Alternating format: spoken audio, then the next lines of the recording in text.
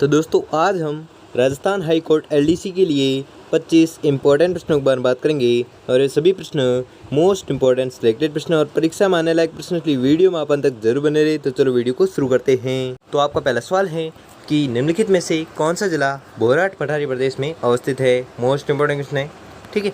क्या प्रश्न है कि निम्नलिखित में से कौन सा जिला बोराट पठारी प्रदेश में अवस्थित है। तो वह जिला है उदयपुर, ठीक है। उदयपुर वह जिला है जो बोराट पठारी प्रदेश में अवस्थित है। तो दोस्तों आपको 25% दिए जाएंगे, जिसमें से आपने कितने प्रश्न चाहिए है वो हमें लास्ट में कमेंट में ज़रूर बताएं, जिससे कि आपकी प्रिपरेशन का पता चलता रहे।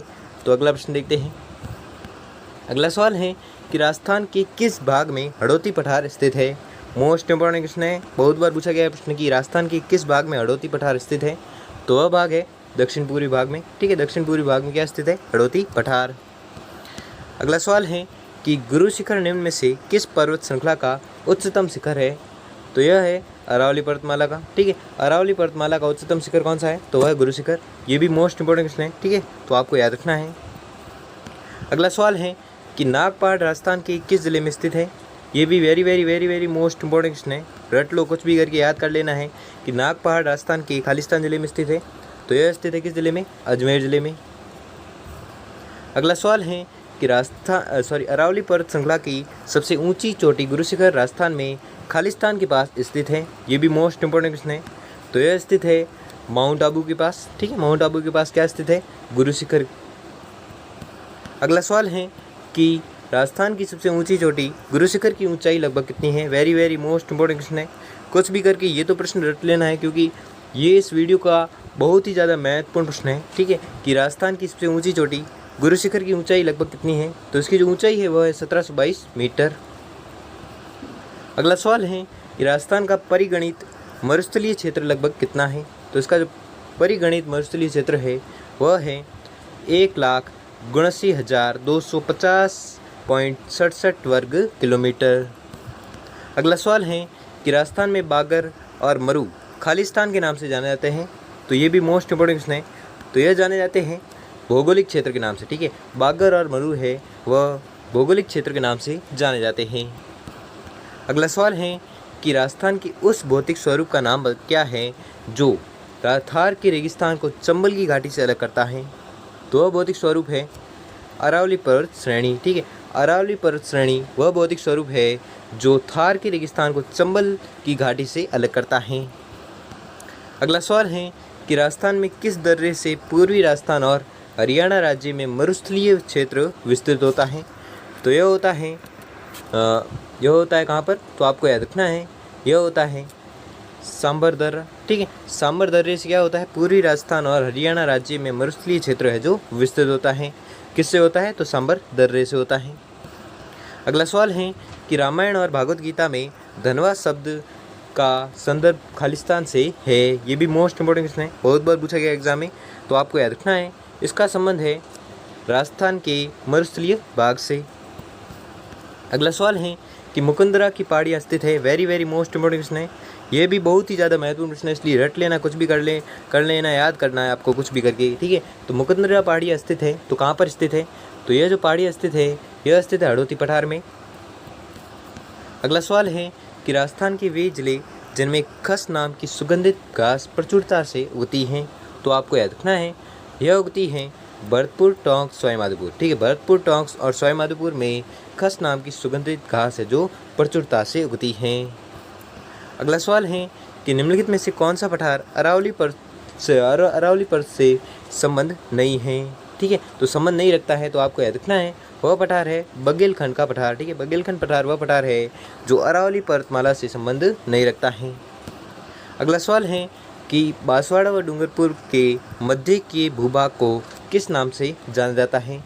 ये भी मोस्ट इंपॉर्टेंट क्वेश्चन है, ठीक है। तो बहुत बार पूछा गया प्रश्न है, तो आपको याद रखना है, यह है मेवल, ठीक है। मेवल के नाम से जाना जाता है किसे, तो बांसवाड़ा और डूंगरपुर के मध्य के भूभाग को, ठीक है, किस नाम से जाना जाता है, तो मेवल के नाम से जाना जाता है। अगला सवाल है कि निम्नलिखित में से कौन सा युग्म सही सुमेलित नहीं है। तो वह युग्म है कौन सा, तो वह युग्म है नागपानी अरावली दर्रा, ठीक है। नागपानी अरावली दर्रा है जो युग्म सही सम्मिलित नहीं है। अगला सवाल है कि हड़ौती में विस्तृत अर्धचंद्राकार पहाड़ियाँ कौन सी है। ये भी मोस्ट इंपॉर्टेंट क्वेश्चन है, ठीक है। मोस्ट इंपॉर्टेंट क्वेश्चन है कि हड़ौती में विस्तृत अर्धचंद्राकार पहाड़ियाँ कौन सी है? तो वह पहाड़ियाँ हैं बूंदी एवं मुकुंदरा की। ठीक है, बूंदी एवं मुकुंदरा की पहाड़ियाँ हैं जो अर्धचंद्राकार पहाड़ियाँ हैं। अगला सवाल है कि निम्नलिखित में से कौन सा सही सुमेलित नहीं है?